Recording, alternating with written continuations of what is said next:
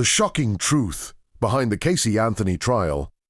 In 2008, a 2-year-old girl vanished without a trace.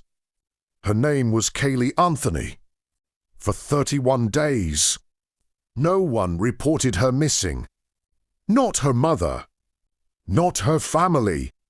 And when the truth finally came out, it shocked the entire world. This is the story of a case filled with lies, mystery, and one of the most controversial verdicts in American history. This case wasn't just about a missing child. It became a media storm, a courtroom drama, and a debate about justice itself. Was Caylee Anthony a cold-blooded killer? Or was she a victim of circumstance and poor investigation? Let's go back to the beginning. The disappearance. June 2008, Orlando, Florida. Caylee Anthony disappears. But here's the shocking part. Her mother, Caylee, does not report her missing. Days pass, then weeks. Finally, on July 15, 2008, 31 days later, Caylee's mother calls 911. She says something chilling. My granddaughter has been missing for a month, and my daughter's car smells like there's been a dead body in it. Police immediately get involved. The lies begin. When police question Caylee, her story is strange. She claims Caylee was kidnapped by a nanny named Zanny the Nanny. But investigators quickly discover something disturbing. There is nitrogen monoxide nanny. No jobby, no workplace. Caylee had been lying about everything. She even takes police on a fake tour of her office at Universal Studios, until she finally admits she doesn't work there. By now, suspicion is growing fast. Why would a mother lie this much? If her child was missing. Discovery of the body. December 2008.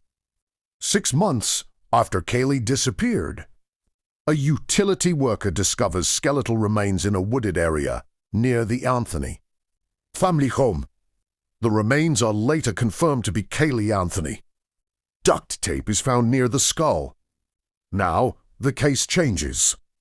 From a missing child to a murder investigation. The prosecution's case. Prosecutors paint a dark picture. They argue that Caylee Anthony wanted a carefree life. No responsibilities. No child. They claim she used chloroform to sedate Caylee and then suffocated her. Evidence presented included internet searches for chloroform, the smell of decomposition in Caylee's car, lies and inconsistent behavior, duct tape found with the remains. The prosecution says this was premeditated murder. The defense strategy. But the defense shocks everyone with a completely different story.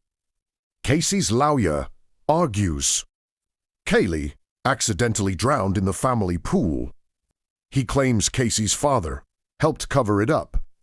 He also alleges long-term abuse in Caylee's life, which explains her behavior and compulsive lying. The defense doesn't have to prove innocence. They only need to create reasonable doubt. And that's exactly what they try to do. Millions of people watch it live. It becomes one of the most talked-about cases in modern history. The courtroom is filled with emotional testimony, forensic debates, and intense cross-examinations. But there is one major problem.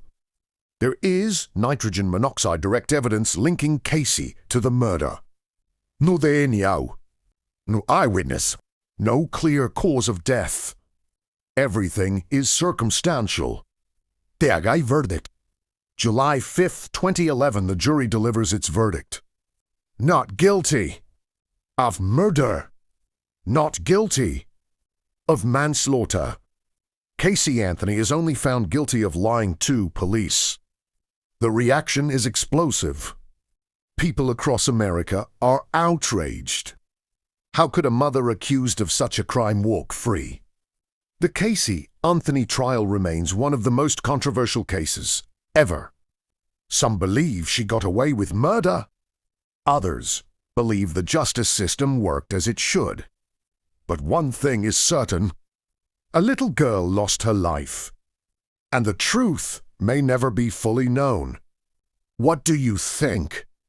Was Caylee Anthony guilty or innocent? If you found this story shocking, don't forget to like, subscribe, and share. Because some stories deserve